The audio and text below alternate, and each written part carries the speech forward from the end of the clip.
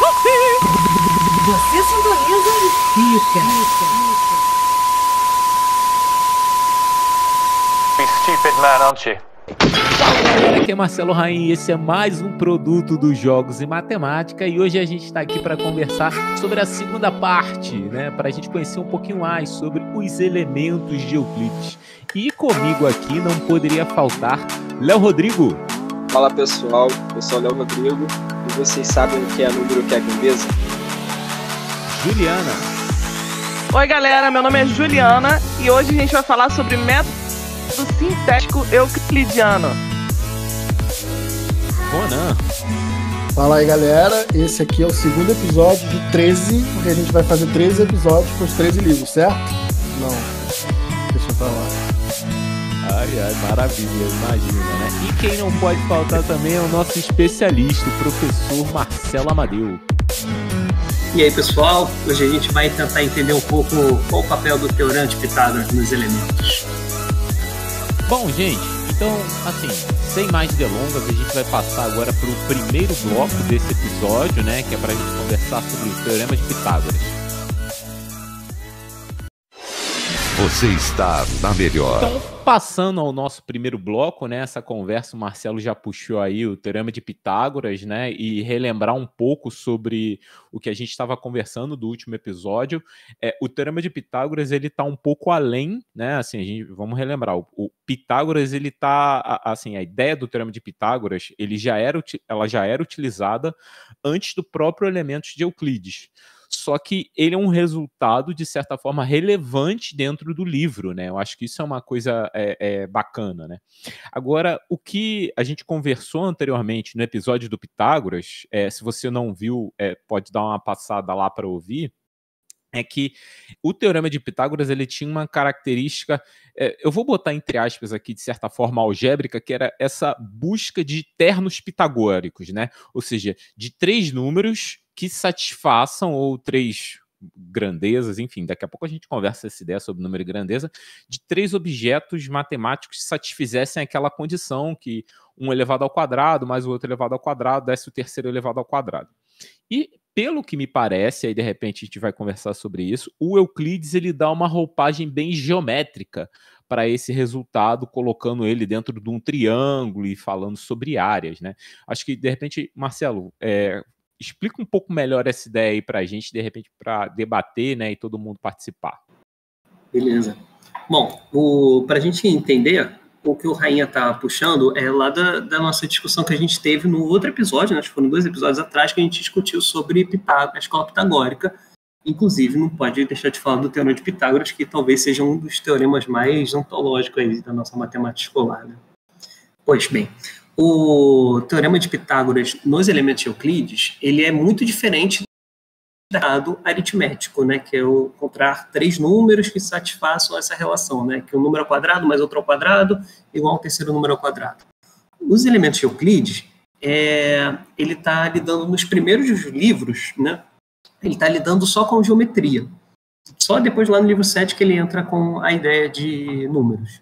Pois bem, então, quando a gente fala do Teorema de Pitágoras, eu acho que a gente pode começar talvez até lendo o que é o Teorema de Pitágoras para Euclides.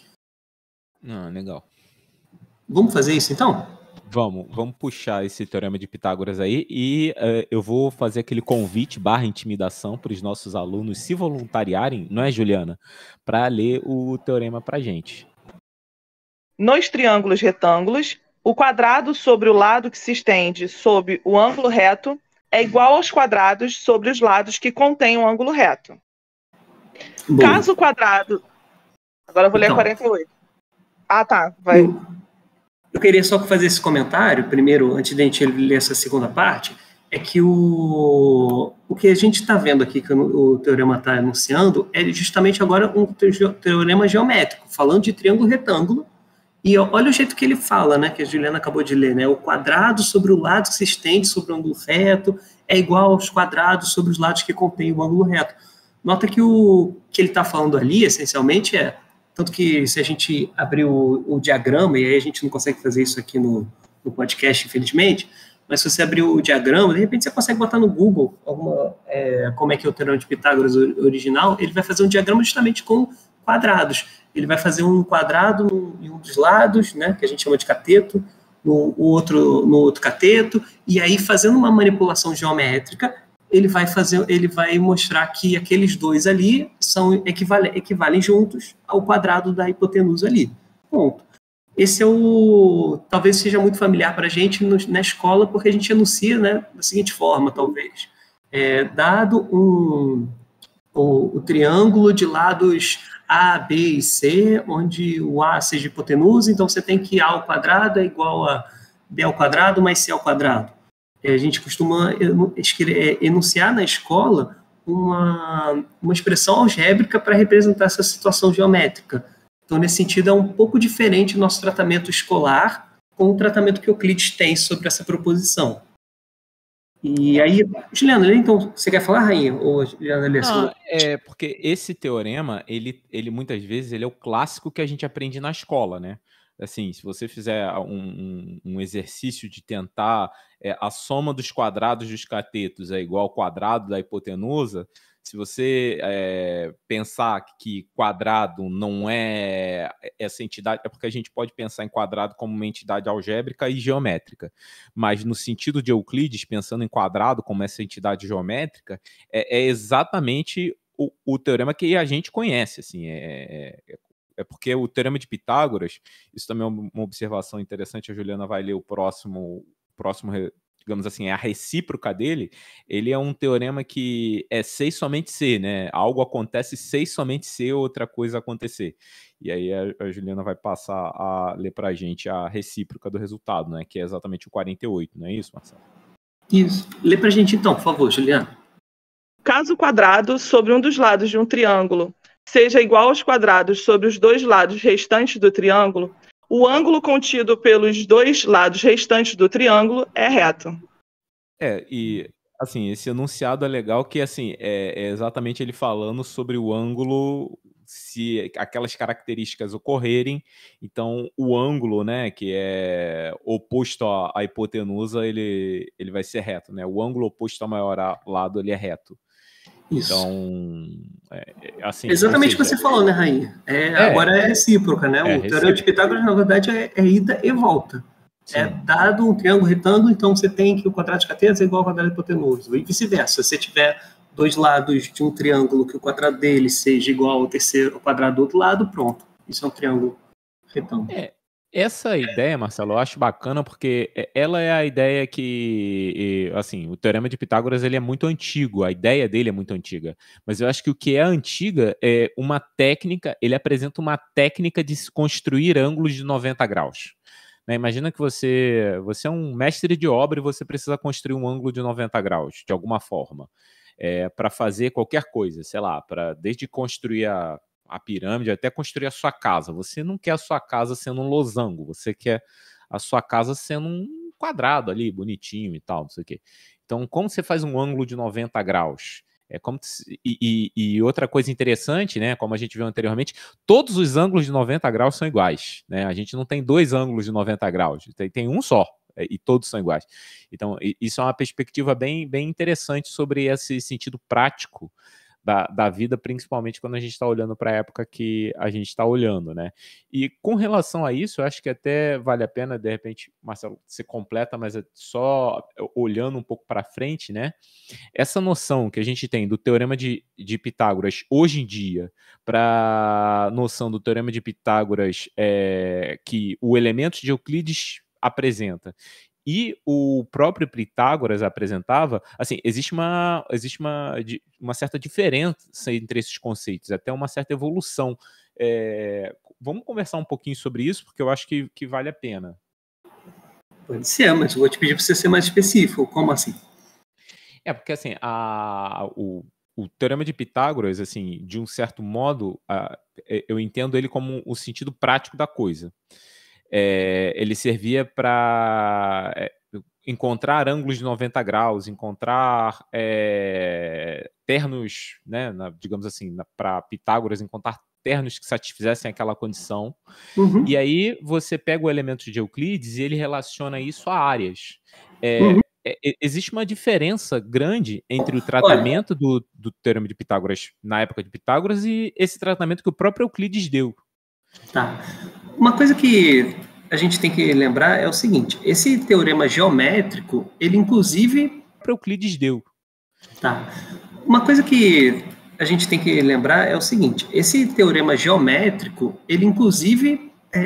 tudo indica, né, o pesquisador Walter Burkert, ele até defende que a matemática pitagórica, ela tinha também elemento, estudava também geometria, só que o que parece que eles estavam mais interessados, dedicados, era para aritmética, os resultados aritméticos que estavam mais interessados para eles. E no Euclides, você vê claramente que ele está muito mais interessado no aspecto geométrico desse enunciado, beleza. O que eu consigo visualizar é que a gente tem na história, talvez, 3 enunciados diferentes. O que eu consigo identificar é que na história a gente tem talvez 3 teoremas de Pitágoras. Tá? Vou chamar assim, no plural. Um teorema é aquele que a gente comentou na escola pitagórica. É você encontrar 3 números que satisfaçam essa relação. O outro a gente pode encontrar talvez até talvez não. A gente encontra nos elementos de Euclides, que foram essas proposições que a Juliana acabou de ler, 47 e 48, que falam no triângulo retângulo. Lembra que aquele enunciado lá dos números pitagóricos nem envolve triângulos, né? Por isso que parecem ser proposições bem distintas.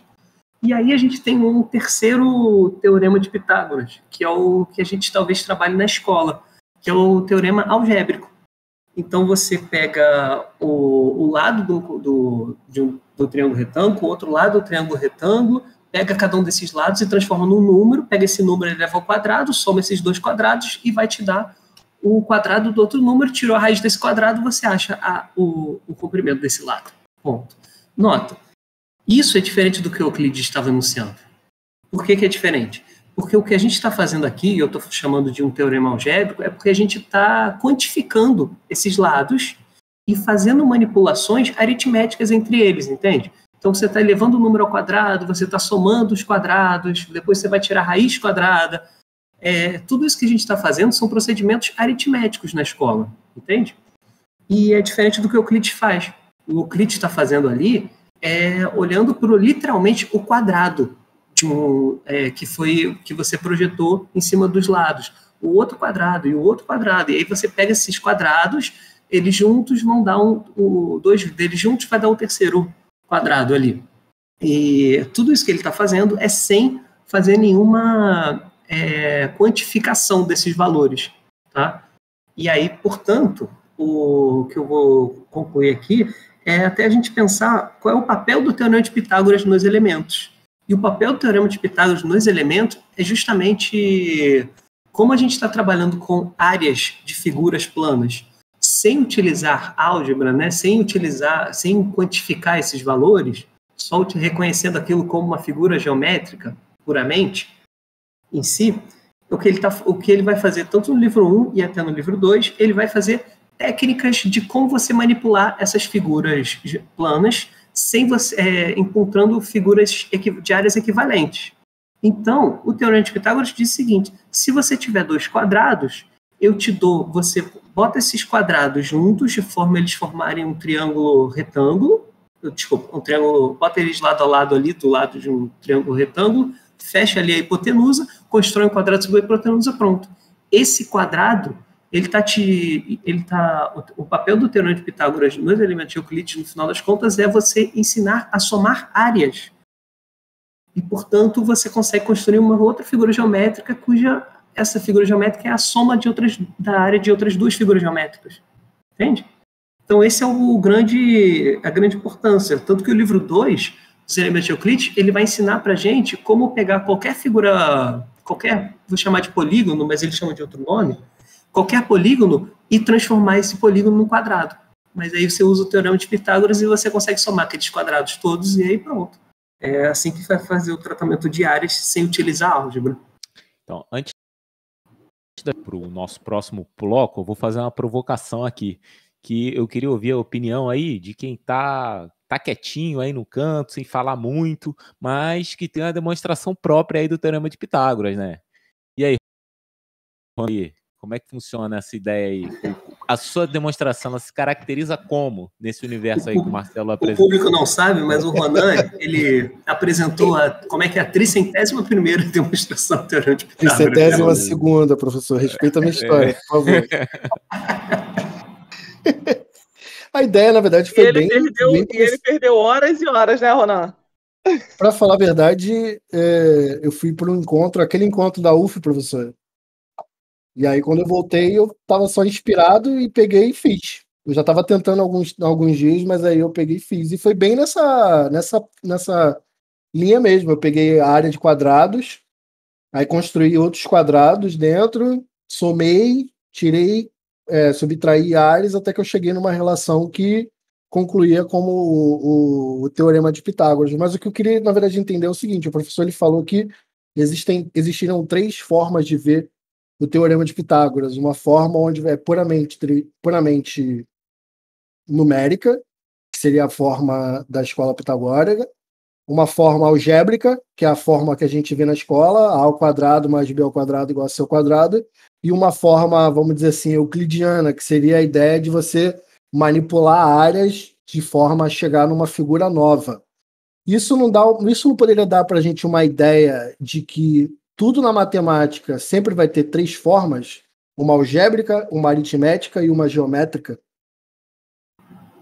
Nossa, o povo que gosta de generalizar é muito filosófico. Interessante isso, Ronan. Eu diria que pode ser que tem até mais, tá? Eu diria que é porque a gente está olhando para 3 áreas, digamos assim, tipo a álgebra, a aritmética e a geometria, que elas são muito bem estabilizadas, não sei se é a palavra, mas só estão bem estabelecidas, essa é a palavra. Estão estabelecidas. De repente tem outra que está me fugindo aqui. Será que tem... Mas não desse enunciado, mas acho que são formas de tratamento diferentes. Acho que o Rainha talvez tenha mais propriedade que eu para talvez pensar nas outras áreas. Porque assim, eu acho que com relação ao Teorema de Pitágoras, né, ele é um cara, é uma ideia muito peculiar, né? É até interessante você pensar. Vou fazer aqui, vou abrir um parênteses, mas para a gente ir para o próximo bloco, vou falar uma coisa aqui só para a gente fechar essa ideia. Assim, você pode pensar assim: será que o Teorema de Pitágoras ele vale em outras dimensões? Ele vale num lugar maior? Será que se eu pegasse cubos, se eu pegasse, sei lá, hiperplanos, né? Ou seja, universos filosóficos um pouco diferentes, ele continuaria valendo? E isso é uma pergunta particularmente até interessante de se tentar responder e assim, que acaba esbarrando, por exemplo, no último Teorema de Fermat, e aí a resposta vai ser negativa, de certa forma. Mas, assim, o Teorema de Pitágoras, ele vale aonde ele é, né? E, assim, a ideia de demonstrar, a matemática é uma coisa interessante que a gente demonstra coisas utilizando ideias que são uma reflexão do tempo que ela foi feita. Isso é muito interessante. A matemática ela tá dentro de um tempo, né? Então, assim, quando o tempo passa, você vê que você pode utilizar técnicas mais modernas para resolver aquele mesmo problema. E a gente vê isso, sei lá, eu acho que uma coisa que me vem à cabeça, até porque estava estudando há pouco tempo, é sobre a racionalidade do π, né? A primeira demonstração da irracionalidade π, ela é bem difícil. Aí a gente tem umas 6 outras demonstrações. O próprio Gauss, quando ele vai demonstrar o teorema fundamental da álgebra, ele apresenta várias demonstrações. Uma ele usa topologia, outra ele usa álgebra, outra ele usa análise. E é porque a matemática evolui, ela se transforma e a gente acaba enxergando as coisas com outro ponto de vista. Então, assim, até as suas próprias demonstrações sobre algo, elas refletem o momento que você está dentro de um conteúdo, de um universo. E eu acho que para falar disso, eu acho que é um gancho até para o nosso próximo bloco, né? A gente vai falar um pouquinho sobre a aritmética dos elementos, né? Essa visão de número, né? Essa visão de número que o próprio Euclides apresenta na obra dele, que é uma visão talvez limitada dentro do seu tempo, né? Uma vez que a gente só vai entender a noção de número, como a gente já viu em outros episódios, só na segunda metade do século XIX, né? Então eu acho que é uma boa pegada aí para a gente começar a conversar sobre como funciona essa aritmética dentro dos elementos de Euclides. Bom, gente, é só, né? Eu acho que matemática é isso, né? As demonstrações em matemática são um reflexo do seu tempo. E eu acho que a gente fecha esse bloco aqui com essa mentalidade, né? Com esse pensamento. Marcelo, quer colocar alguma ponderação final aí antes da gente passar para o nosso próximo bloco? Eu acho que não. Acho que já tentei deixar mais ou menos claro aqui da ideia de olhar pelo menos essas partes assim, dos elementos de Euclides como sendo tratamento geométrico sem manipulação nenhuma de álgebra, né? Talvez meu último comentário que de fato me vem aqui, que eu ia esquecendo, então vou retirar. Queria fazer um comentário assim. Lembrando que existe, por exemplo, uma leitura, né, especialmente o livro 2, que se reproduz muitas vezes em alguns livros de história, falando que é um tratamento, era uma geometria algébrica, que eles chamam. E eu não gosto muito dessa leitura, porque faz aquele anacronismo que eu sou muito crítico de porque a álgebra hoje, na nossa matemática, ela é muito importante. A gente tende a utilizar a álgebra como nosso padrão de rigor, e aí a gente acaba olhando com o nosso olhar enviesado, pega no passado e diz, aqui, ó, o cara já estava fazendo álgebra. Só que a álgebra não havia se estabelecido naquele período. Não faz sentido para eles assim, ficar olhando para essa generalidade que a álgebra traz, para a leitura das propriedades algébricas. Para o Euclides, pelo menos esses 4 primeiros livros, o que ele está falando é estritamente de geometria, ponto. E aí eu acho que a gente deixa o gancho para quando ele for falar de número, que é no próximo bloco aqui, Rainha. Bom, então é isso, fechamos o bloco aqui. Você pode dar uma pausa, beber uma água, né, respirar um pouquinho e a gente volta daqui a pouquinho. Bom, estamos de volta para o nosso próximo bloco para a gente conversar um pouquinho sobre a aritmética dos elementos de Euclides. Bom, eu acho que para puxar essa ideia de aritmética, né, eu acho que quando fala a gente precisa entender o que é número. Só que a ideia de número ela é uma ideia relativamente rebuscada, né? Assim, enfim, a gente só foi entender o que é número historicamente. Meu olhar anacrônico sobre a ideia de número ele é vinculado ao século XIX e entender um pouquinho como Euclides caracterizava esse tipo de coisa é bem interessante, né? Marcelo, como é que a gente podia conduzir essa conversa? Olhar um pouquinho para o que o próprio Euclides dizia sobre essas características, talvez seja melhor, né? Seja, eu acho que sim, acho que é melhor mesmo. De repente a gente pode começar tentando entender o seguinte, a gente está sempre falando, né, que o Euclides trabalhava com esses 2 elementos, né, com o conceito de grandeza e o conceito de número. Então a gente pode olhar, por exemplo, para o livro 5, o que são essas grandezas, né? Lembrando que a tradução que o Irineu escolheu para a palavra grandeza é magnitude, tá? E aí depois a gente olha no livro 7 como que Euclides próprio caracteriza o que é número, e aí a gente tenta ver se tem uma distinção entre essas 2 coisas. Pode ser? Bom, gente, eu acho que uma maneira boa da gente entender como Euclides considerava a ideia de número e, como o Marcelo comentou com a gente, número para Euclides era um sentido de magnitude, né? Depois a gente vai entender um pouquinho o que é grandeza para ele. A gente pegar o livro 5... É o contrário, né? Grandeza... Magnitude Não, magnitude é sinônimo de grandeza. Número é sinônimo de quantidade. Ah, tá. Magnitude é sinônimo de grandeza e número é quantidade. Tá, beleza. Mas eu acho que dá uma olhada no que está sendo dito no livro 5, eu vou pedir para o Ronan. Ronan, você lê para a gente os 4 primeiros... são as 4 primeiras definições do livro 5 e trata basicamente de magnitude. Então a gente vai entender um pouquinho o que o Euclides está considerando como magnitude. Mais uma vez, isso é uma visão do seu tempo. E aí eu vou pedir para a Juliana depois ler o item 5 e aí a gente vai fazer algumas reflexões sobre essas leituras. Meninos, Ronan, manda ver aí. Uma magnitude é uma parte de uma magnitude a menor da maior quando meça exatamente a maior. Essa foi a definição 1. Definição 2. E a maior é um múltiplo da menor, quando seja medida exatamente pela menor. 3. Uma razão é a relação de certo tipo concernente ao tamanho de duas magnitudes de mesmo gênero.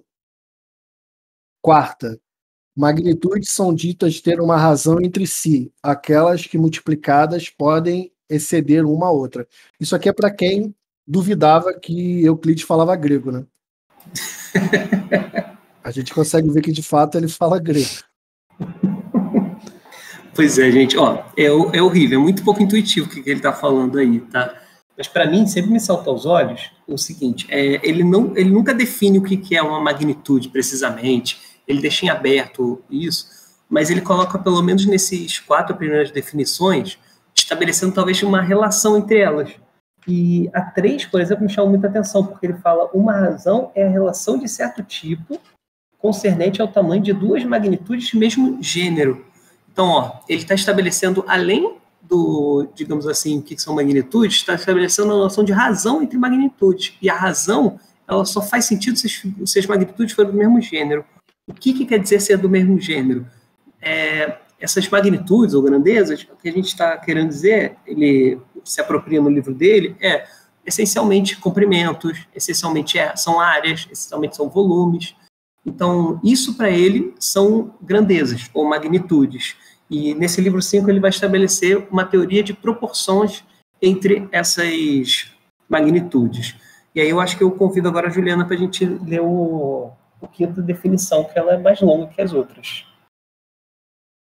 Magnitudes são ditas estar na mesma razão, uma primeira para uma segunda e uma terceira para uma quarta, quando os mesmos múltiplos da primeira e da terceira, ou, ao mesmo tempo, excedam ou, ao mesmo tempo, sejam iguais ou, ao mesmo tempo, sejam inferiores aos mesmos múltiplos da segunda e da quarta, relativamente a qualquer tipo que seja de multiplicação, cada um de cada um, tendo sido tomados correspondentes.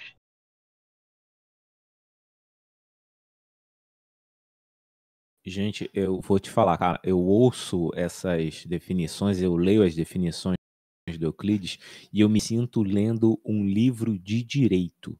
A lei tal, referente a não sei o que, o vocabulário. Eu pensei que eu era a única. Putz, grila, cara. Porra, caraca. Olha, eu concordo com vocês. Não, ele fruto de uma época, né? Sei lá.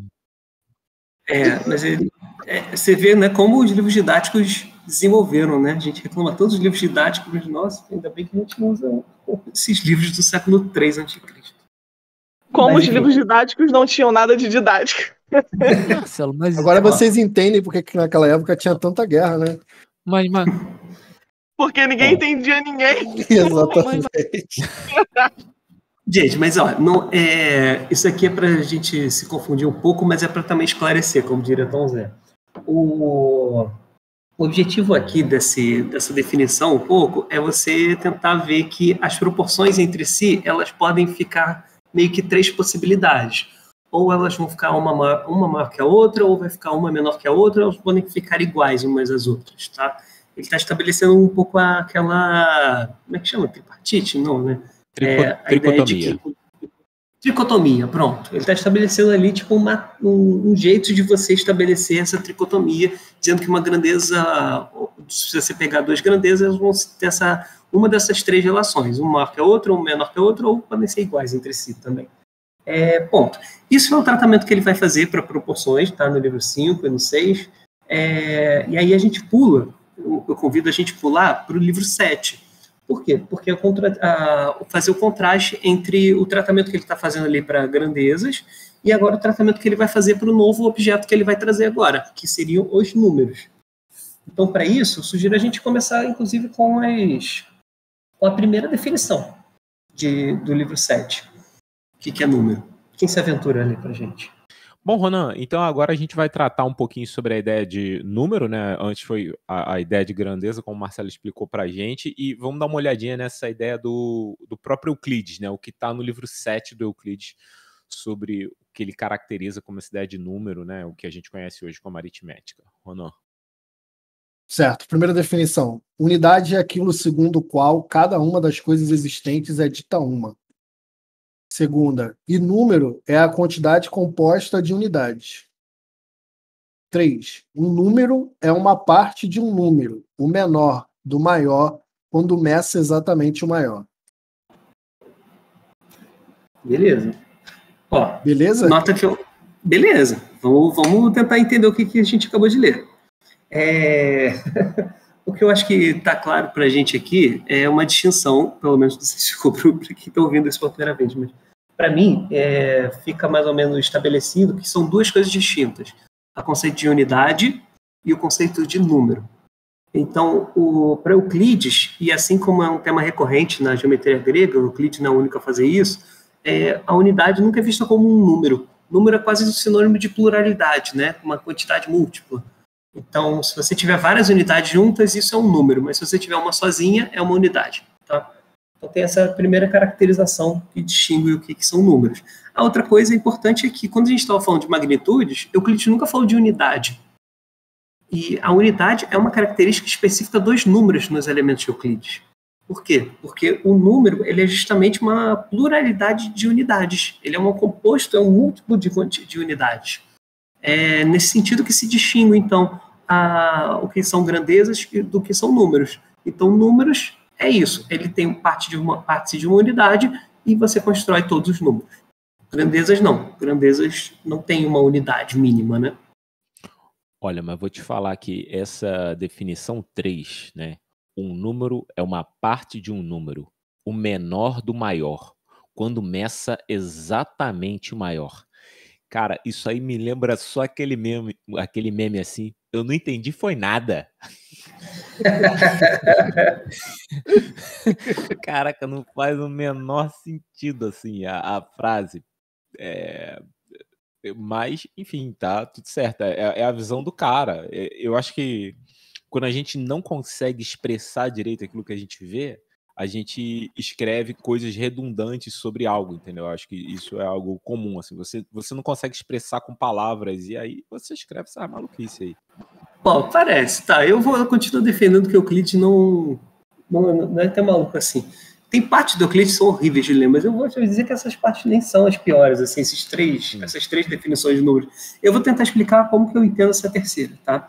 Essa terceira, ele diz o seguinte, que antes ele tinha estabelecido que número é quando ele é composto de várias unidades. Mas você também pode construir números a partir de outros números, entendeu? A gente pode pegar um exemplo. Então, se você pegar o 3 múltiplas vezes, por exemplo, 3, 3 e 3, isso vai formar 9. Então, o 9 também é um número de 3. Ou seja, 9 também é quase que um múltiplo, né? Uma pluralidade do 3. Então, você pode construir outros números a partir de números. Eu entendo que é um pouco essa ideia dele, de que não são só unidades que constroem números, mas números que constroem outros números também. Pode ser um axioma isso, né? Eu fico lendo essas definições, às vezes, pensando, pô, estranho, para mim isso é axioma. Bom, vamos continuar tentando entender como o Euclides entendia número, e eu acho que assim, a ideia de par e ímpar talvez seja interessante para a gente tentar mensurar como ele tratava as coisas, e aí eu convido a Juliana para ler para a gente agora como Euclides entendia pares e ímpares. Definição 6. Um número par é o que é dividido em 2. Definição 7 nos diz que um número ímpar é o que não é dividido em 2, ou o que difere de um número par por uma unidade. Acho que assim, essas definições aí elas estão mais entendíveis, se é que existe essa palavra. É mais ok, né? Tá só definindo, né, o que é paridade, pelo menos, né? Acho que é mais intuitivo. Mas eu gosto também da gente ler isso daí para a gente entender onde é que o Euclides vai estar querendo chegar com essas definições. E eu entendo que é porque ele está querendo estabelecer o conceito de múltiplos. Então ele pega o primeiro caso de múltiplo, que é um número par. Então ele diz que número par é quando é múltiplo de 2, e quando não é múltiplo de 2 ele chama de ímpar. Inclusive ele já coloca nessa definição quase que como é que eu chamaria isso? Talvez um lema, talvez? Porque é uma proposição logo imediata ali da definição, né? Que vai ser, tipo, se ele... Inclusive, a segunda parte que a Juliana deu aqui, né? Ou o que difere de um número par por uma unidade. Isso não parece para vocês uma proposição? Mas ele coloca numa definição, né? O que deixa resto 1, né? Na verdade, ele podia ter definido o que é par e o ímpar ele é uma consequência, né? Assim, na verdade, eu acho que é a negação, né? O ímpar é uma negação. O que não é par. Seria Isso, isso para ver ele começa assim, dizendo que é uma negação, mas depois ele inclui o que eu chamaria talvez de uma proposição, que É verdade. que difere por uma unidade. Me parece que é curioso isso. Verdade. Mas enfim. Então, E já eu acho legal. o algoritmo da divisão de Euclides, né? Assim, que é essa segunda parte, né? Eu entendi que você disse que difere de uma unidade, é aquela coisa que é o 2K mais 1, né? Ou seja, é 2 vezes alguma coisa, ou seja, que se divide em 2, mas resta uma unidade, né? Fica um pouco isso também. Legal. E aí, para a gente entender um pouco, já que ele vai falar de múltiplos, acho legal a gente também ler pelo menos as definições, pelo menos as 3 definições que ele fala sobre o número primo. Definição 12. O número primo é o medido por uma unidade só. Números primos entre si são os medidos por uma unidade só como medida comum. Um número composto é o medido por algum número. Será que esse medido que ele está querendo dizer é divisível? Exatamente, Conan. É exatamente isso que ele quer dizer. Entendi. Então, Tá, o Marcelo fala depois. Não, fala aí, Rainha. Porque pelo que eu entendo como o medido, né, que ele estabelece alguma medida de se vai andar de 2 em 2, se a medida é 2 metros, 3 metros, 5 metros, e ele vai encaixar como sendo uma subdivisão do maior, né? Ou seja, se você não conseguir fazer isso, uma subdivisão exata, ele é primo, né? Pelo menos foi isso que eu entendi. O medido é essa coisa de dividido, né? Ou seja, ele só pode ser dividido igualmente pelas unidades, né? Esse é o sentido de primo. Isso, exatamente. Então, qual é a nossa definição na escola hoje de número primo? Alguém consegue pensar aqui de cabeça como é que a gente define no colégio? O número primo é aquele, pelo menos foi assim que eu vi a primeira vez. O número primo é aquele que só pode ser dividido por ele mesmo e por um, que só tem 2 divisores no caso. Isso. A diferença para Euclides é que ele não inclui essa ideia de que o número consegue dividir ele mesmo. Isso ele não inclui. O que ele entende que é divisível é quando é menor. Uma parte menor, ela mede a maior. Tá? Sempre precisa disso para essas definições de Euclides. Então, qual é o único número que divide o número primo? No caso, não é nem número, é unidade para Euclides. Pronto. E aí o composto vai ser aquilo, né? Vai ser aquilo que consegue ser medido por outro número. Ou seja, que não é só a unidade. Sim. Não, e essa coisa, né? Essa parte de número primo e tudo mais, assim, número primo é um negócio tão fascinante, né? A meu ver, que, poxa, no próprio Elementos de Euclides a gente já tinha que existir uma infinidade de números primos. É claro que para Euclides eu acho que ele entendia bem o que eram números naturais, de maneira geral, né? O que eram os números naturais e o que eram as frações positivas, uma vez que a gente tem muita ideia de razões e proporções, então essas duas coisas eram relativamente entendíveis. Mas o entendimento de que existe uma infinidade de números primos para os números inteiros, né, para os números naturais, na verdade, número primo, número natural, né, para os números naturais, é uma coisa que o próprio Euclides já vê, e aí é engraçado que aí eu vou pensar no ensino hoje em dia, e você encontra muitos professores que não conseguem nem argumentar direito por que existiria uma infinidade de números primos, né? É claro que eu acho que essa é a pergunta inicial para uma série de outras perguntas sobre números primos.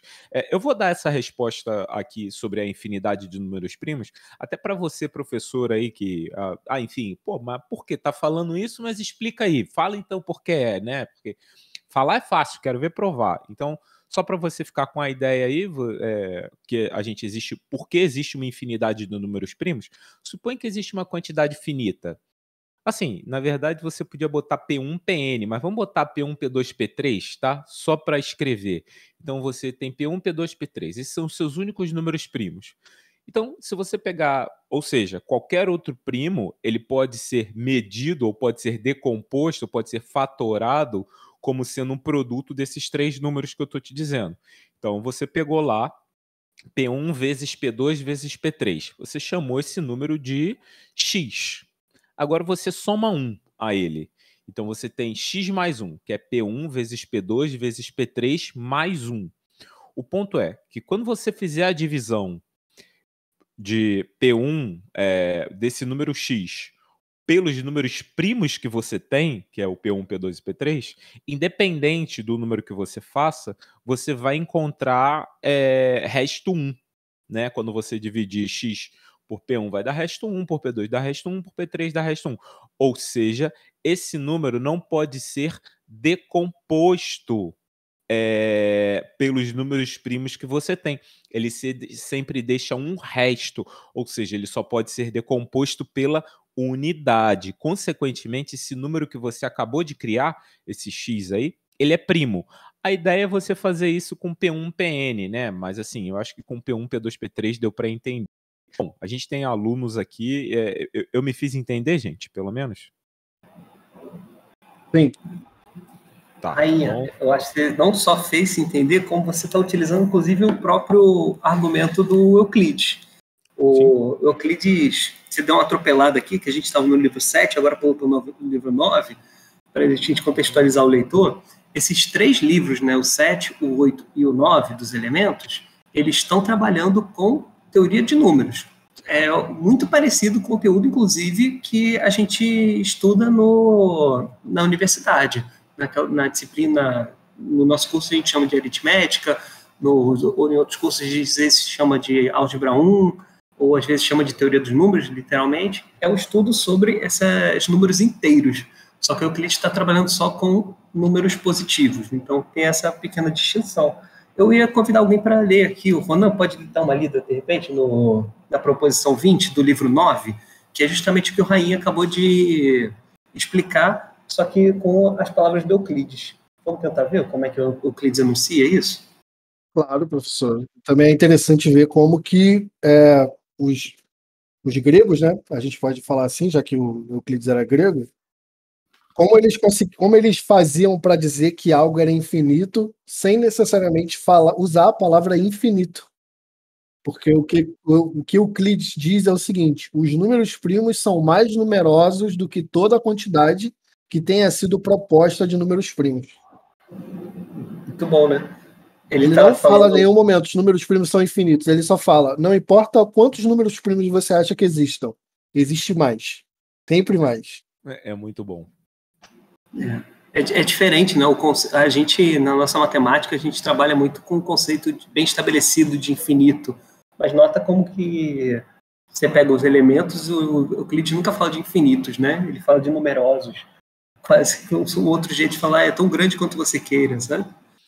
Mas ou até mesmo poderia dizer é maior do que qualquer quantidade que você consiga propor. É maior do que você acha que é. Exatamente. Bom, eu ainda tinha uns comentários ainda para fazer sobre essa coisa do tratamento de números de Euclides. Queria voltar lá, por exemplo, para o livro 7, que a gente acabou de ler algumas definições, porque nesse livro ele está trabalhando muito sobre o conceito de múltiplos. E é natural ver essa pergunta que o Rainha trouxe, né, sobre os números primos. Tem infinitos números primos, Euclides traz um argumento, e o argumento do Euclides é bem parecido com esse que o Rainha trouxe. Fica o convite aí depois, para quem tiver acesso aos elementos, dar uma lida aí do tratamento do Euclides. E eu queria destacar, por exemplo, no livro 7, o seguinte, que o Euclides ele vai ensinar, inclusive, um método para encontrar divisores comuns, né? Para encontrar o maior divisor comum entre dois números. Inclusive, é tipo a segunda proposição, ele já fala, sendo dados dois números não primos entre si, achar a maior medida comum entre eles. E a técnica que ele vai utilizar é uma técnica muito parecida com o que a gente faz, às vezes, na escola, que a gente chama de algoritmo de Euclides. Tem uma pequena diferença, porque no algoritmo de Euclides da escola, em geral, a gente faz o que alguns professores chamam de chiqueirinho, que é fazer isso tipo um jogo da velha, assim, colocar os números, e aí você vai fazendo, vai dividindo, ver o que sobra, e depois o que sobra você vai dividir o número anterior, e aí com a sobra da sobra, e uma hora vai dividir certinho. Bom, quando dividir certinho, esse é o maior divisor comum entre dois números. Essa coisa do chiqueirinho é engraçado, que a gente falando aqui, muitos não lembram, né? Deixa eu até perguntar o Marcelo falou chiqueirinho, mas, por exemplo, qual é a técnica que vocês usam para calcular MDC, né? O que é MDC? É o máximo divisor comum. Eu acho que o algoritmo da divisão de Euclides, né, parte dele, funciona sempre para a gente encontrar esse máximo divisor comum, essas técnicas. E aí a técnica do chiqueirinho, ela tem a ver com isso, né? Uma vez que a gente falou sobre número que pode ser decomposto e tudo mais, essa ideia de MDC, né, que é o máximo divisor comum, ela tem uma peculiaridade muito importante dentro desse primeiro curso de aritmética ou álgebra 1 que a gente faz geralmente na faculdade. E é interessante até que... Não, vamos ver aí, quem lembra desse método do chiqueirinho que está aqui? Assim, o método que eu uso é aquele método que o professor costuma explicar para fazer MMC, né? Que você coloca, por exemplo, o MMC, a ideia é decompor todos os números até que todos eles cheguem em 1. E aí você vai dividindo pelos números primos. Quando você fala decompor, você, por exemplo, se você tem o 6, você coloca 2 vezes 3. Exatamente. Se você tem o 12, você escreve 2 ao quadrado vezes 3, é isso? Sim. Aí, por exemplo, para 2 números, o 15 e o 12. Aí você começa com 2, porque o 12 pode, o 15 deixa ele lá e espera. Aí depois vai de novo com 2, e assim até os 2 números virarem 1, e aí multiplica tudo e vê qual é o MMC. Entendi. E o MDC são aqueles que dividiram em comum, não é? Exatamente. Exatamente. Esse é o método mais usado, mas eu não sei se vocês lembram. Na minha época era 4ª série, hoje em dia é 5º ano. Mas a tia Teteca lá, a tia Mônica, ela fazia um jogo da velha e dividia. E o número que ficava lá no final era o tal do MDC. Só que a gente, criança, nunca grava, né? E aí quando chega na universidade, no primeiro curso de álgebra 1, quando a gente vai fazer isso no quadro, o aluno olha para nossa cara: gente, eu aprendi isso na 4ª série, mas não faço a mínima ideia para que servia. Aí a gente, né, vai fazendo isso. Mas, enfim. E aí eu acho que talvez só para a gente ir encaminhando talvez para o final desse bloco, é a gente pensar como que o Euclides usa essa argumentação toda dele nesses livros 7, 8 e 9. Que ele está trabalhando de teoria de números, mas se você olhar, por exemplo, os diagramas que ele utiliza, se você olhar a própria estrutura argumentativa que ele faz, parece que a impressão que eu tenho é que é um caso particular de geometria. Que caso particular é esse? Quando ele estava chamando lá de magnitudes, era quando você não tinha você podia ter magnitudes de gêneros diferentes, etc., mas eles não tinham um menor valor, né? Não tinha uma unidade menor. Com números, não. Com números é específico, é como se você tivesse um caso particular de magnitude em que todas elas partem de uma unidade mínima, que é a unidade propriamente. E aí isso é o que eles chamam de números, e aí todo o tratamento que ele faz parece que é uma geometria particular, é uma geometria até, diria que discreta, digamos assim. Essa é a leitura que eu tenho sobre essa teoria de números do Euclides, digamos assim. Isso é interessante porque quando a gente fala de Euclides, a gente sempre, ou o próprio elemento de Euclides, a gente sempre remete à geometria. Particularmente, eu só descobri que tinha aritmética no elemento de Euclides na universidade, porque a impressão que eu tinha é que ele era só um livro de geometria. Só que pelo que você está colocando, ele, na verdade, ele é uma visão geométrica da álgebra, da aritmética, né? Seria essa sua perspectiva, então? A minha perspectiva está muito enviesada, especialmente pelo,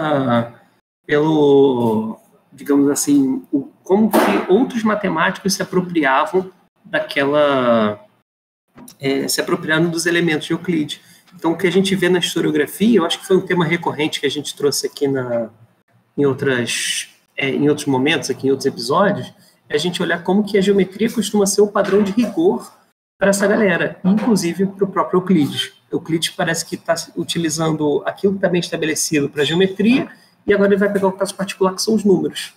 E aí uma outra coisa que talvez distinga bem claramente assim, a diferença entre o que são grandezas e o que são números, é que, por exemplo, grandezas, se você multiplicar uma grandeza pela outra grandeza, por exemplo, um comprimento por outro comprimento, isso te dá uma área, isso te dá uma superfície. Então mudou o gênero o resultado, já é de outra natureza.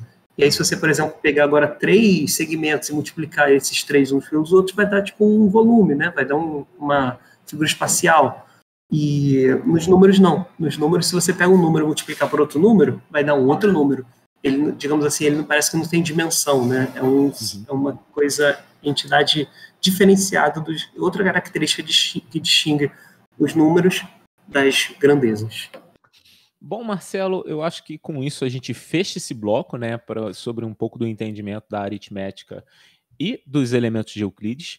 E antes da gente passar para o nosso próximo bloco, fica aqui a nossa propaganda, né, a propaganda dos jogos e matemática. Se até aqui ficou alguma dúvida com relação a qualquer coisa que nós tenhamos dito, ou se você quiser conversar com a gente sobre qualquer coisa relativa a este episódio ou qualquer outro episódio que esteja no nosso feed, mande um e-mail para jogosematemática@gmail.com.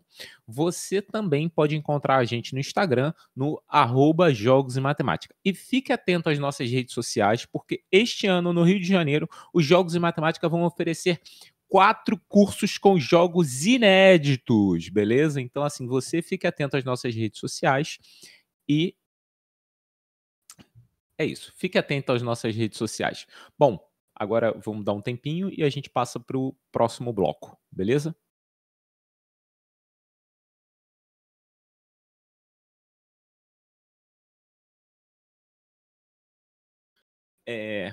Bom, estamos nos encaminhando para o nosso último bloco, né? Ou seja, vamos entender, fazer uma síntese, né? Já puxando aí uma síntese sobre tudo que a gente viu sobre os elementos de Euclides e até sobre a sua perspectiva e o seu peso com relação a essa matemática futura aí, com relação ao rigor, ao entendimento do que o Elementos, né, esse livro Elementos de Euclides representa ou representou nessa matemática aí de 1000 anos depois, né, até mais, 2000 anos depois, eu acho que representa até hoje. Acho importante falar um pouco disso. Como a gente conversou tanto nesse episódio quanto no episódio passado, o Elementos de Euclides, ele é uma representatividade com relação ao rigor do que deveria ser a matemática ou o que as pessoas acham que deveria ser a matemática, né?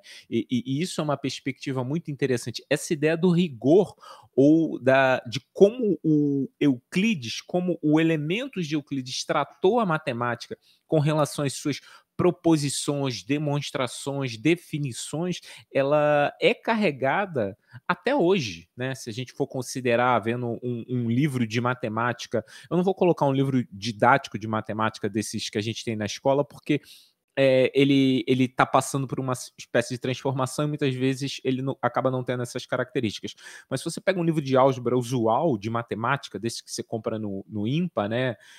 Você vai ver ele com características até semelhantes à distribuição de conteúdo, a forma que se trabalha, até com que o Elementos de Euclides trabalha. Então, assim, essa visão desse rigor que Euclides tinha na época, ela ainda ela é carregada até os dias de hoje, ela é a mesma visão de rigor que foi apresentada para a gente no século XIX. Vamos conversar um pouquinho sobre esse processo aí, né? O peso da obra, digamos assim, né? Então, professor, posso fazer uma pergunta a respeito dessa obra, Elementos? Pode. Essa obra ela é considerada, de fato, o primeiro livro de matemática da história? E aí, ó, boa. Boa, Juliana. Eu acho que não. Engraçado porque ele é muito... Parece que, não sei, é uma leitura que eu vejo com alguma frequência entre os alunos, né, de assumir que os Elementos foi o primeiro livro e tudo mais. Ele não é, e diria mais, ele nem é o primeiro livro a fazer esse tratamento dedutivo. A gente tem outros livros que o Euclides ele é um bom representante, talvez, de uma linha de intelectuais, não só matemáticos, né, mas de intelectuais, que valorizavam muito essa argumentação dedutiva, tá? Então, você encontra isso uma herança muito de Platão, seguindo essa linha. Os outros filósofos chamados de eleastas também seguiam muito essa linha.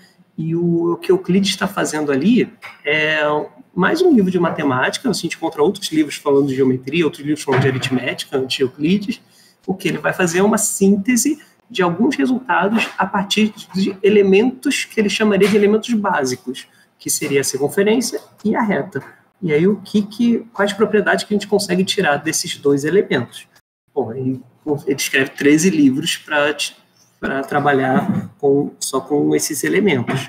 E aí eu diria que é uma escolha dele de não dar conta de toda a matemática. Tem muitos resultados que fogem disso, que não estão nos elementos, mas ao mesmo tempo tem muitas coisas ali que ele incorporou dentro dos elementos. Então eu diria que talvez é de longe assim, uma das obras mais populares assim, dentro da historiografia, que muitas pessoas vão se inspirar e, inclusive, vão seguir esse modelo que a gente chama de matemática sintética, que é matemática sintética acabou virando um sinônimo de geometria sintética também, tá?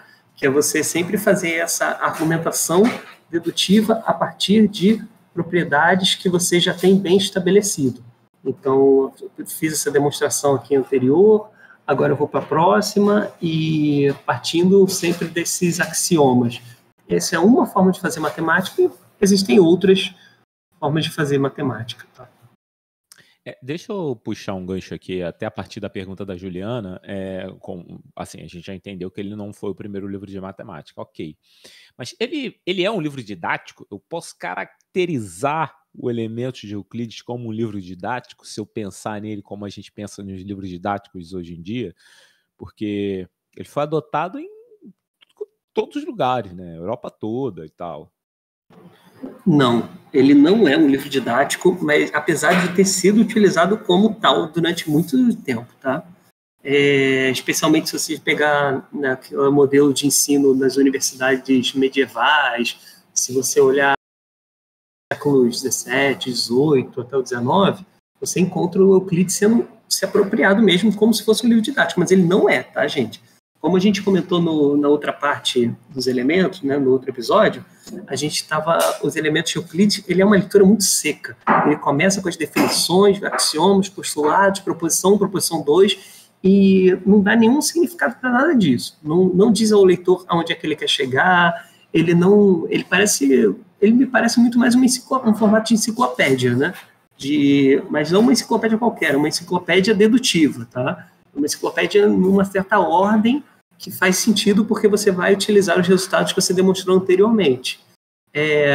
Então, não dá nem para olhar claramente com o significado de hoje em dia de que seria um livro didático e nem historicamente o que eram livros didáticos. O conceito de livro didático ele é bem recente, digamos assim. Ele talvez, no século XVIII já se estabelecem os primeiros livros que são utilizados como se fosse o curso de alguma coisa. Mas os elementos nunca foi criado para ser o curso de nada, entendeu? Ele era uma tradição bem clássica assim, dessa Grécia de fazer livros sobre determinados assuntos. Eu tenho, por exemplo, o Aristóteles. Aristóteles vai fazer uma série de livros para dar conta da física, né? Da filosofia natural, da lógica também. E o Euclides está querendo dar conta disso, desses supostamente elementos, como ele propriamente chama. Marcelo, só vou fazer uma provocação aqui. Essa primeira descrição aí do livro de Euclides que você deu é basicamente uma descrição do livro do Elon de análise. Quase igual, né? Então, só aí pode marcar no bingo aí, eu falando mal do livro do Elon mais uma vez. Quem tá ouvindo aí do IMPA, desculpa, mas é a minha opinião. Tá, então faz parte. Bom, eu indico o Terental. Não, mas, gente, fazendo uma distinção do que você está falando aqui, é porque esses livros, pelo menos, eles se propõem a ser base de algum curso, né? Então, por exemplo, esse é um livro que é para ser base de um curso introdutório de análise. Ou você vai pegar o livro lá do Manfredo de Geometria Diferencial. Ele é para ser um livro base sobre geometria diferencial. Então, são livros que eles têm essa proposta de serem, mesmo que a gente pode questionar o que são palavras didáticas, mas coitado, o livro do Manfredo é bom, nem posso falar mal dele. Eu gosto de ler. É verdade. Mas eu quis fazer um contraponto. Vamos pegar um exemplo bom e ruim, vai. Então, esses livros, independente se talvez eles sejam bem escritos ou não, se eles são literalmente didáticos ou não, a proposta deles é serem livros didáticos, para ser livro-texto. O Elementos nunca foi um livro-texto, nunca se propôs a isso, porém, ele acabou sendo adotado como tal. Tá, eu acho que algumas coisas que vão mexer com o que a gente está falando e já ligar com outras coisas, né? O Elementos de Euclides, ele já é um vislumbre desse rigor do século XIX. O rigor do século XIX, ele é espelhado dentro das obras. Eu vou colocar duas pessoas importantes aí, a meu ver, que tem o Elementos de Euclides como referência, né? Ou seja, o século XIX, né, esse rigor, ele tem um destaque dentro do método do Descartes, que é fortemente apoiado no Elementos de Euclides. Assim, existe essa ponte ou é uma coisa que eu vejo por um olhar anacrônico? Legal. Eu acho que tem um fundamento que você está falando. Assim. Beleza. Vamos tentar, então, tentar entender. Eu acho que uma coisa que está muito clara é todo mundo que fazia matemática era quase impossível assim, você ter uma matemática que não tivesse acesso, lido alguma parte ou conhecido os elementos de Euclides. Tá? Então, os elementos de Euclides, ele de fato faz uma influência muito grande e eu entendo que ele faz uma influência até hoje, ainda que indiretamente. Hoje é muito raro você encontrar alguém que lê os elementos de Euclides, né? Mas porque até o século XIX, pelo menos, ele chegava a ser adotado literalmente na formação de qualquer um, assim. Não precisava nem fazer matemática para você ter lido os elementos de Euclides.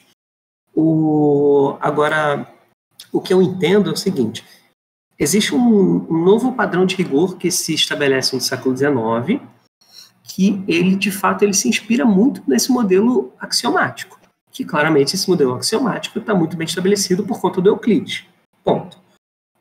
A distinção, talvez, entre essa axiomatização do século XIX da axiomatização do Euclides, e eu acho que a fala da Juliana é muito pertinente para isso, é para a gente entender que, no século XIX, existe uma aritmetização da matemática. O que eu quero dizer com isso? Aritmetização porque os conceitos matemáticos do século XIX, muitos deles vão estar pautados no conceito de número. Mas número num outro sentido agora. Não é no sentido euclidiano de sinônimo de quantidade. Não, o século XIX estabelece a noção de número como um ente abstrato que dá conta de tudo que a gente pense que se associa a número. Por exemplo, quantidade, por exemplo, grandezas. Grandezas que eu estou falando é comprimentos, áreas, volumes e até coisas que não têm nenhuma relação física, como, por exemplo, números negativos, números complexos. Essa aritmetização é um bom exemplo, o Peano talvez seja um ótimo exemplo, porque ele vai fazer uma axiomatização para números naturais. Eventualmente, depois a gente tem uma outra axiomatização, digamos assim, para números reais, que seria um tratamento do Dedekind, é um bom exemplo disso, né? É muito comum você estudar um curso de análise matemática, você estabelecer os números reais a partir dos cortes de Dedekind, e ele vai criar uma axiomática para tentar estabelecer esse objeto que estava muito bem estabelecido. Ponto. Agora, foi legal que você trazer esse contraste do Descartes, que era usado no século XVII. Por quê? Porque uma leitura que se tem sobre o que seria método sintético e o que seria método analítico são duas coisas distintas do seguinte jeito. Eu convido o nosso ouvinte a revisitar lá a discussão que a gente teve lá na temporada passada sobre Descartes e Fermat, porque o método analítico, que vai dar o nome à geometria analítica, ele é uma outra forma de fazer a matemática. O método sintético, uma crítica que o Descartes faz ao método sintético é que o método sintético ele só te ajuda a provar resultados que você já sabe, que você sabe que dá certo, entende? Então você sabe que aquele negócio dá certo e você procura uma demonstração dedutiva para aquilo. Ele não te permite encontrar resultados novos, ele não favorece. Inclusive uma crítica que ele faz, que muitas vezes mas de onde o cara tirou essa reta aqui? que do nada ele vai pegar uma mediatriz aqui, vai pegar uma bissetriz acolá, elas vão ter interseção, ponto. Aquele ponto de interseção entre os dois era o resultado que você estava procurando. E aí você fica, o quê? De onde o cara tirou isso? Essa era a crítica que Descartes estava fazendo, então ele estava tentando aproveitar a álgebra, que estava muito popular naquele período, e o método analítico, que para Descartes é um método que ajuda a descobrir coisas novas. Então ele concilia o método analítico com a álgebra, né, com o seu generalismo da álgebra, criando essa nova forma de fazer matemática. Ele vai utilizar justamente a geometria, por quê? Porque a geometria é bem estabelecida como assim, um ápice, digamos assim, do rigor matemático daquele período. Portanto, se ele consegue mostrar que o método analítico, atrelado ao algebrismo, consegue encontrar resultados novos com muita facilidade, ou digamos assim, com muito mais facilidade do que antes, aí ele estabelece essa coisa analítica, que depois vai ser sinônimo de analítico algébrico, né? Então você encontra, tanto que hoje em dia, se eu pedir falar, tipo, você tem uma expressão analítica para essa curva, essencialmente o que você vai me dar vai ser uma equação lá parametrizada, ou seja, uma expressão algébrica para aquela curva, né? Então vira um sinônimo por conta disso, e aí eu entendo que esse rigor do século XIX se espelha muito no que Euclides estava fazendo, só que agora vai estar apoiado em duas bases. Uma é a álgebra e a outra é uma noção ampla do ressignificar o conceito de número, que é o conceito de número que a gente utiliza, inclusive, na escola. É uma ideia que não está atrelada a uma grandeza especificamente, mas ele dá conta de tudo. Ufa, desculpa eu falar longa, gente. Professor, só uma pergunta. O Euclides ele foi adotado como, vamos dizer assim, como que eu posso formular essa pergunta? O Euclides ele foi adotado como uma referência, certo? Principalmente durante a Idade Média, final da Idade Média e etc. Isso aconteceu porque ele, vamos dizer assim, ele foi o melhor representante da única forma de fazer matemática da Grécia? Olha, acho que não. Quer dizer, sim, não. Difícil responder sim ou não. Eu vou tentar entender no seguinte sentido. Euclides tem um mérito, óbvio. É um livro que, quando você olha assim, ele tem... É um livro de resultados que não são questionáveis hoje em dia. Assim, tipo, todos esses resultados que Euclides estabeleceu lá nos elementos, eles são muito...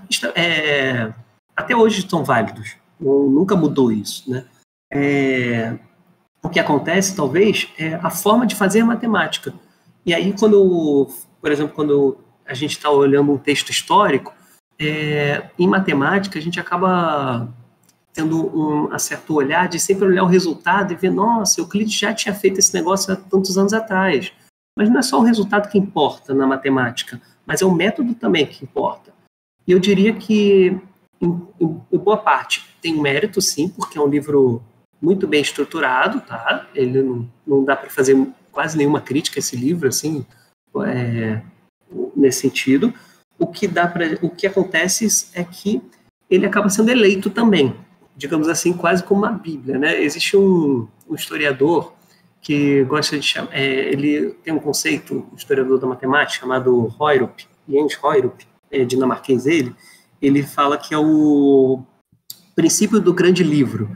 Então ele fala que na historiografia é muito comum a gente olhar para o livro fundador, para o livro referência, e aí claramente Euclides ele serve como isso, mas eu diria que ele foi uma escolha que muito mais do ponto de vista social do que do ponto de vista estritamente matemático. Eu falo isso por quê? Porque, enfim, você tem outras formas de fazer matemática, inclusive na Grécia Antiga, outros conteúdos, e que não foram tão valorizados assim. Por exemplo, olhando até essa forma dedutiva, se eu pegar, por exemplo, o livro do Apolônio, que é algum tempo depois do Euclides, ele também vai fazer uma matemática dedutiva para o estudo de cônicas.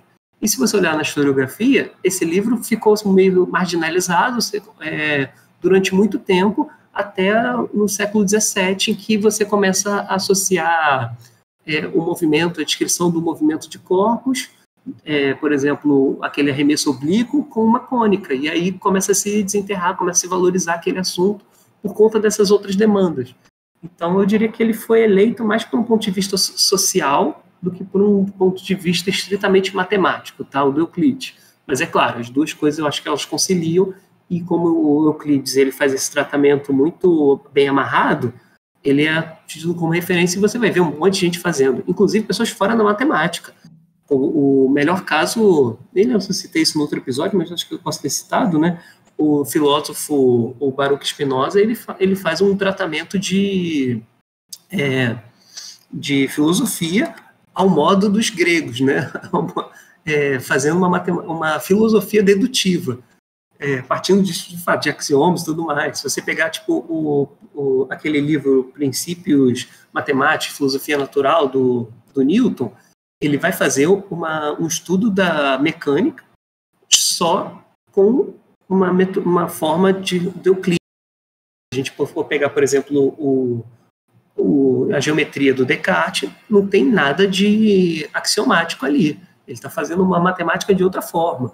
Se você for pegar, por exemplo, os livros do Euler também, muitos tratados do Euler ali, ele estava fazendo muito mais interessado nos resultados em si, a técnica ali, analítica ali, que ele estava muito focado, do que estabelecer quais são os axiomas daquelas manipulações, fazer essa coisa bem tradicional euclidiana. Então, você tem vários personagens aí que seguem o modelo euclidiano e tem vários personagens que não seguem. Só para fazer o último exemplo, fazer uma propaganda no nosso próprio podcast, eu sugiro voltar lá no episódio que a gente fala do alquarismo. O alquarismo, ele está estabelecendo um método que ele chama que a gente vai chamar de álgebra, né? Mas é o método da restauração e do balanceamento para ele, que justamente depois de fazer todo esse tratamento lá, tentando generalizar uma noção de quantidade e número, fazer um tratamento como se fosse a mesma coisa, sem fazer muita distinção, no final das contas, as demonstrações, o que eles chamam de demonstração é o quê? É geométrico. Por quê? Porque a geometria, para toda essa galera, é o padrão de rigor da época. E aí eu vou fechando com aquela questão que o Rainha trouxe do século XIX, o século XIX vai inverter isso. O nosso padrão de rigor que se estabelece no século XIX, ele passa a ser a partir da álgebra, não mais a partir da geometria. Sim, eu acho que... Fala, Ju. Não, eu queria fazer uma pergunta. Uma pergunta não, na verdade, assim, quando o senhor foi relatando, falando várias coisas sobre elementos, né, que é essa obra e tal, só me vinha uma palavra em mente, que é indução. Eu acho que a indução ela se encaixa muito bem nisso, porque ela vai partir de um raciocínio que considera ela considera alguns casos particulares para poder chegar até o resultado que é proposto. Eu acho que assim, esse viés que eu estou tomando do meu raciocínio é correto? É isso mesmo? Mais ou menos. Eu faria um contraponto, assim, Juliano.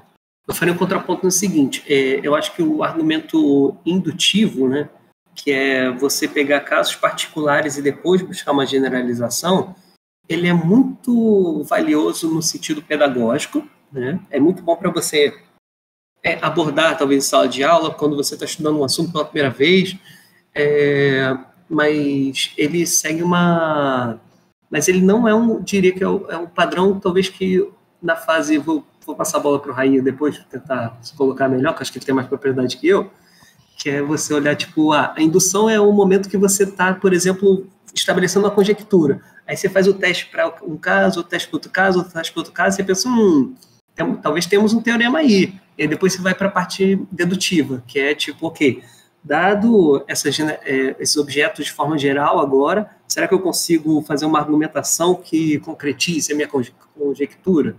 Entendi. Você acha que é uma coisa assim, Rainha, também? Essa questão da indução é uma coisa interessante que outro dia estava até conversando de América, um professor da UF, foi professor da UFRJ, e a gente está conversando sobre indução matemática em particular, e ele comentou que o primeiro artigo de fato que se chama e tudo mais, ali se define. Só que apesar dali ser o primeiro lugar que tem a publicação do do que é indução, né? Chamar assim, ó, vamos dar nome, ó, isso aqui vai passar a se chamar isso. A indução, ela os trabalhos do Euler já tinham indução matemática, mas isso me parece a indução como sentido amplo de entender a potencialidade do negócio, de não ser apenas casos particulares. Esse é o ponto, né? Dela não ser apenas casos particulares, 1, 2, 3, porque ela é muito delicado, né? Você supõe válido um caso muito à frente, digamos um caso K, e a partir do seu caso K, você consegue demonstrar que o caso K mais 1 será verdadeiro. Ou seja, se a afirmação vale para o caso até o K, e eu consigo mostrar que o caso seguinte será também verdadeiro. Então, assim, é muito forte isso. As pessoas utilizavam, assim, a gente tem os trabalhos do Euler. O Euler é um cara muito proeminente, então, assim, a gente tem uma série de trabalhos dele onde ele já utilizava o argumento por indução.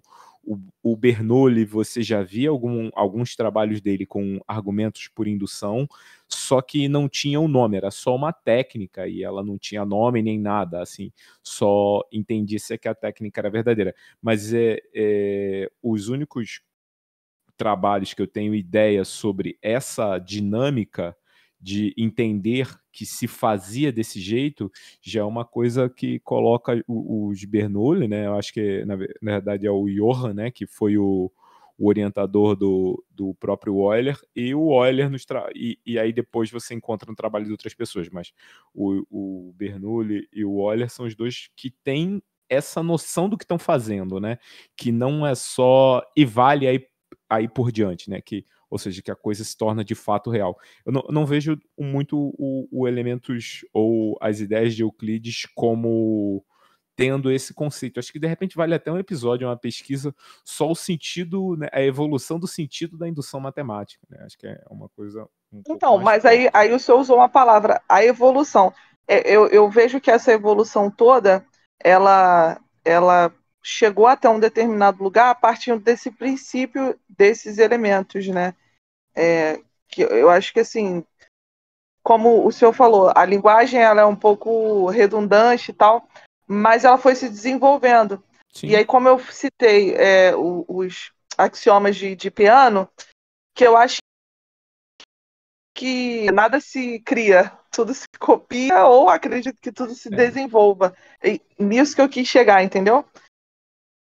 Sim, mas eu entendi, assim, o que vocês quiseram dizer, e com certeza faz super sentido, e realmente acho que o viés que eu estava pensando não estava correto.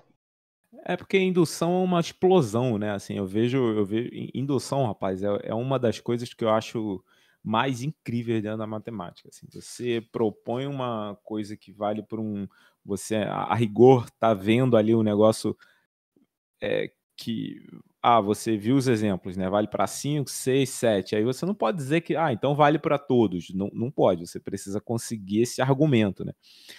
É tão difícil conseguir esse argumento, né, que assim, é usado a indução para fazer, por exemplo, o último teorema de Fermat, né? A gente já citou algumas vezes o último teorema de Fermat aqui. É até legal que a gente retorna ao início do episódio, né, sobre Pitágoras, né? Será que existe um terno de números naturais, de números inteiros, que satisfazem a condição de x elevado a n mais y elevado a n igual a z elevado a n, com n maior do que 2, né, estritamente maior do que 2, o ponto é que não tem. Muita gente provou o caso 2, 3, 5, 15, 20, acho que chegaram a provar até o caso 27, mas o passo indutivo foi bem difícil de fazer, entendeu? Demorou 300 anos aí na história. Mas eu acho que só vou retornar ao episódio aqui, até para a gente fugiram legal do assunto, hein?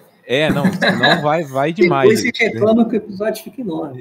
Depois, Léo, de repente a gente corta isso aí. Mas vamos só retomar aqui, eu acho que... Vou parar de perguntar. Não, pelo amor de Deus. Até a pergunta do Ronan sobre essas outras matemáticas, eu acho que tem um cara muito próximo que fazia a matemática até de outra forma, né? Só refletindo, pegando um gancho que a gente viu no episódio passado, Euclides pensava muito com régua e compasso. Régua e compasso, na verdade, quer dizer círculo e reta, mas até a própria resolução dos problemas clássicos, como trissecção do ângulo, duplicação do círculo, quadratura do círculo, duplicação do cubo e quadratura do círculo, a gente, são problemas que não se resolvem com régua e compasso, mas existiam outras matemáticas que possibilitavam a solução desses problemas. E eu acho que um expoente nesse sentido dessas outras matemáticas é o Arquimedes, né? Eu acho que ele até vai ser o nosso tema do próximo episódio, mas eu acho que eu só queria contrapor um pouco, só para a gente encaminhar para o encerramento, essa ideia do próprio Arquimedes e do elementos de Euclides, assim, dessas outras matemáticas contemporâneas ainda, né? Eu penso o Euclides e o Arquimedes são contemporâneos, e como é que é esse desenvolvimento aí do elementos de Euclides como uma matemática rigorosa, digamos assim, que vence de alguma forma, e essas outras matemáticas, como Arquimedes e outros matemáticos da época que faziam as coisas para resolver problemas, e eu não sei se não olhavam para o Euclides com tanto, não sei se é com tanta relevância, mas assim, olhava, Euclides está fazendo as coisinhas aí, mas deixa eu construir minha ponte aqui, deixa eu fazer minha catapulta ali, entendeu? Essa pegada. Não sei dizer se eles são de fato contemporâneos. Eu diria que o Euclides é um pouquinho antes do Arquimedes. E eles são também, é bom lembrar, eles são de regiões diferentes, tá? O Euclides é ali do norte do Egito hoje, né? E o Arquimedes é de uma outra cidade que ficaria na Itália hoje, tá? Bom, o que eu diria talvez é o seguinte, a gente fica muito preso a Euclides ser um sinônimo de matemática grega da antiguidade, e aí é bom a gente colocar em perspectiva para o nosso ouvinte que o episódio, o assunto anterior, que a gente falou do Euclides, a gente estava falando da escola pitagórica. E aí a gente está propondo agora no próximo episódio falar do Arquimedes para mostrar 3 episódios na história da matemática grega, para mostrar como que a matemática grega ela era diversa. Que Euclides ele é um representante de uma forma de fazer matemática, enquanto que a gente tem outros gregos fazendo outras formas. E aí o Arquimedes é um ótimo exemplo, porque essa restrição de retas e círculos é uma restrição que Euclides colocou para esse livro, os elementos, mas nem o próprio Euclides estava preso a isso. O Euclides tem outros livros, tá, sobre outros assuntos, que alguns se perderam, infelizmente, a gente só tem relatos de terceiros sobre esses livros, porém, quando a gente olha o contraponto assim, do Arquimedes, o Arquimedes ele estava lidando com outras figuras geométricas. Então, por exemplo, com a espiral, que a gente chama de espiral de Arquimedes, o método da Neusis. São métodos que fogem desses métodos euclidianos, mas ainda assim eles também têm uma popularidade, uma funcionalidade que aplica para determinado assunto, né? Então, por isso que eu volto àquela questão lá que a gente já discutiu um pouco, que o Euclides acaba sendo eleito talvez muito mais por um viés social do que por um viés epistemológico, matemático, né? E aí o Arquimedes é um ótimo exemplo de contraponto. Também é um personagem super famoso na história da matemática e que pega aquele método euclidiano assim, meio que, por que eu vou me prender a isso? Posso fazer outras coisas também. E pronto. Entendi. É como se o Euclides colocasse... É engraçado, né? Eu não sei se vocês... Enfim, você tá lendo uma revista em quadrinhos, aí o cara tá escrevendo a revista em quadrinhos, aí ele pensa que tá fazendo um personagem lá, ele fala, vou botar uma limitação nele, só posso resolver qualquer problema, sei lá, não posso, eu sou super rápido, mas não voo, eu sou super forte, mas eu não consigo pegar, sei lá, metal com a mão, e aí o Euclides faz um livro bacana e tal, com ideias de geometria, só que só posso usar régua e compasso, aí a gente tem uns probleminhas aí que ele não consegue resolver com isso, mas é outra história. Bom, gente, então eu acho que nós temos um episódio, né? Eu acho que a gente está se encaminhando aí para o final. Vou perguntar aqui para os nossos participantes se alguém tem alguma consideração final para fazer com relação a esse episódio, aos elementos de Euclides, ou até mesmo ao próprio Euclides aqui, para a gente se encaminhar para as nossas dicas culturais. E aí, considerações finais? Eu acho que eu não tenho nada para falar, não. Então, beleza.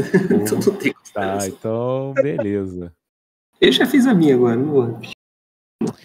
Olha, a única Eu já falei a consideração- beça. Não, tá tudo certo, então.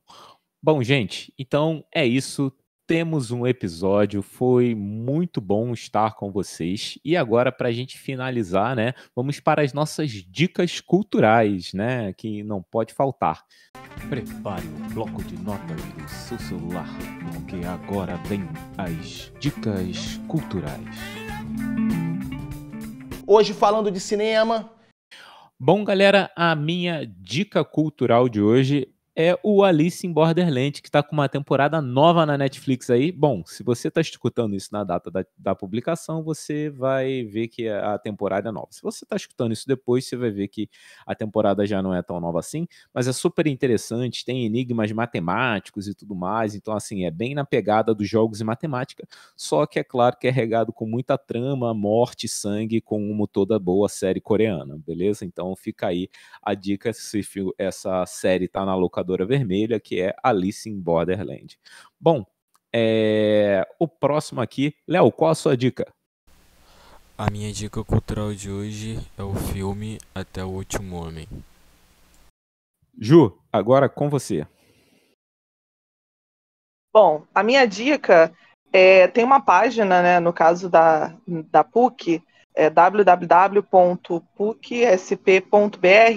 para quem quiser saber a respeito, né, um pouco mais sobre elementos de Euclides, tem lá um texto, né, se assim eu posso dizer, que tem algumas informações bem importantes. Se você digitar, jogar no Google elementos de Euclides e PUC SP, você consegue já de início, de cara lá, verificar essa página e ler um material bem bacana a respeito.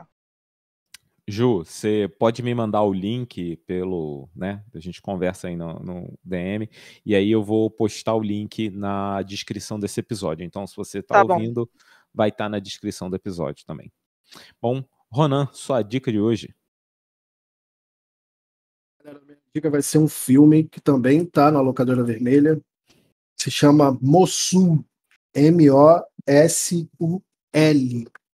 É um filme que fala sobre a guerra do Irã. Já faz um tempo já que eu assisti esse filme, para falar a verdade. E o filme, na verdade, ele não é nem baseado em nada de tropas americanas ou coisas do tipo, é dos próprios soldados do país. E o filme é em árabe, tem legenda, tem até dublagem, mas eu aconselho assistir em árabe, que é muito mais imersivo. E eu achei um filmaço que fala, assim, conta uma história bem crua de guerra, se passando no local, com atores do local, falando o idioma do local, então é bem imersivo, bem legal.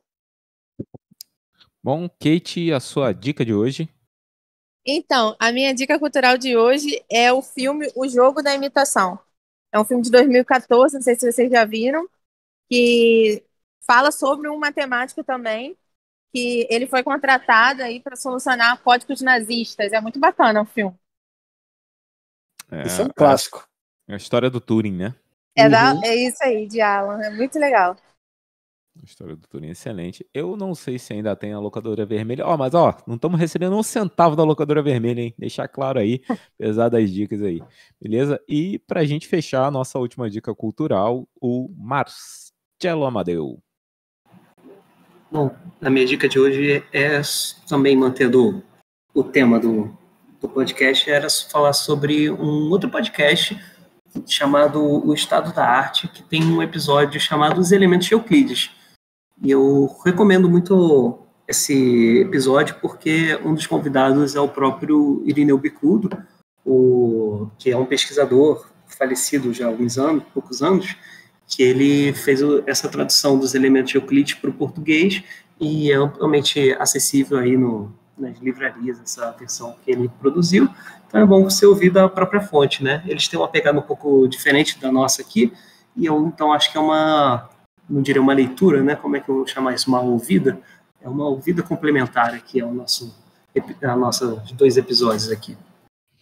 Ah, maravilha. E é claro que você também consegue encontrar o próprio Elementos de Euclides, né, traduzido, né, essa tradução do Irineu Bicudo, na editora da USP, certo? Então, assim, você quiser adquirir o Elementos de Euclides... Unesp? Perdão, é da Unesp. Então, você quiser adquirir o livro, também é uma boa dica, né? Bom, gente, fechamos esse nosso episódio. Foi um prazer estar com vocês. Não esqueça de seguir a gente aqui no Spotify, ligar o sininho para saber quando é que vai ter episódio novo e dar 5 estrelas aqui no Spotify ou em qualquer agregador de podcast que você esteja ouvindo a gente. Beleza? Um abraço e até a próxima!